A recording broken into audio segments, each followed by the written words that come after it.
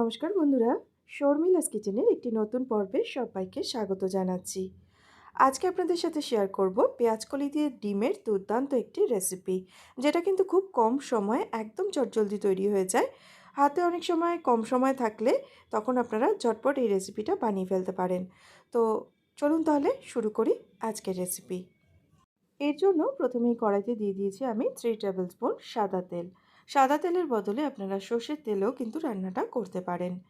এরপর তেলটা গরম হয়ে গেলে একটা মিডিয়াম সাইজের আলুকে এরকম লম্বা লম্বা করে আলু ভাজার মতন কেটে রেখেছিলাম।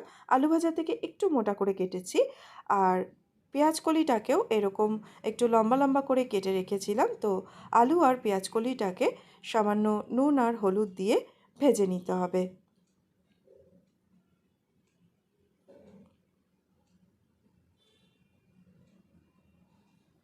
আলু আর পেঁয়াজকলিটা বেশ লাল লাল করে ভেজে নেওয়ার পর এগুলোকে আমি তেল থেকে তুলে নেব।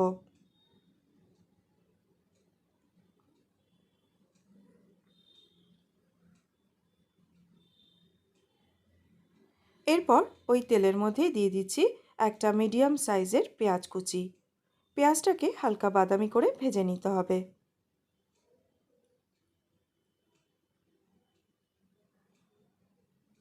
পেঁয়াজটা ভেজে নেওয়ার পর এরপর এর মধ্যে দিয়ে দিচ্ছি 1 টেবিল স্পুন আদা রসুন বাটা, আর দিয়ে দিচ্ছি একটা মিডিয়াম সাইজের টমেটো কুচি। পেঁয়াজ কুচি, টমেটো কুচি এবং আদা রসুন বাটাটাকে সামান্য তেলের মধ্যে নাড়াচাড়া করে নিয়ে এরপর একে একে দিয়ে দিচ্ছি হাফ টিস্পুন হলুদ গুঁড়ো, স্বাদ অনুযায়ী লঙ্কার গুঁড়ো, হাফ টিস্পুন দিলাম জিরে গুঁড়ো, আর স্বাদ অনুযায়ী দিয়ে দিলাম নুন। সামান্য একটু জল দিয়ে যাতে মশলাটা পুড়ে না যায়, মিডিয়াম ফ্লেমে মশলাটাকে কষিয়ে নিতে হবে যতক্ষণ না মশলার কাঁচা গন্ধ পুরোপুরি চলে যাচ্ছে। টমেটোটা নরম হওয়ার জন্য একটু ঢাকা দিয়ে দিচ্ছি। মাঝে মাঝে ঢাকা উল্টে উল্টে আমি একটু করে মশলাটাকে নেড়ে দিয়েছি যাতে করে মশলাটা কড়াইতে লেগে না যায়। এখন মশলাটা পুরোপুরি কষে গেছে। এবার এর মধ্যে ভেজে রাখা আলু এবং পেঁয়াজকলিটাকে দিয়ে মশলার সাথে ভালো করে মিশিয়ে নিচ্ছি। এরপর এর মধ্যে আমি পরিমাণ মতন জল দিয়ে দেব।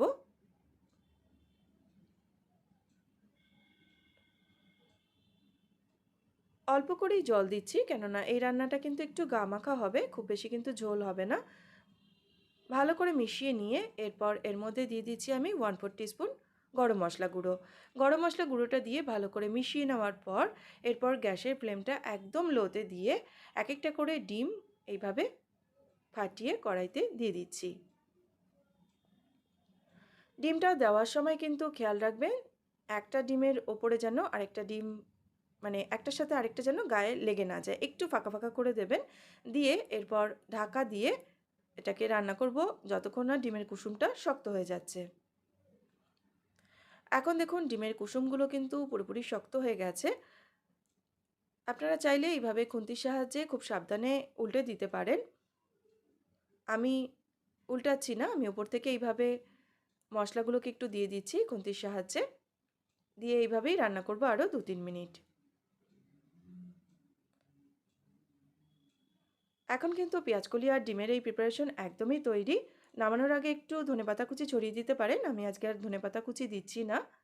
ভাত কিংবা রুটি যে কোনো কিছুর সাথে কিন্তু অসাধারণ লাগে খেতে। অবশ্যই একবার বানিয়ে দেখুন, আশা করছি আপনাদের ভীষণ ভালো লাগবে। আর রেসিপি ভালো লাগলে প্লিজ ভিডিওটিকে লাইক ও শেয়ার করে আমার চ্যানেলটি সাবস্ক্রাইব করে নেওয়ার অনুরোধ রইল।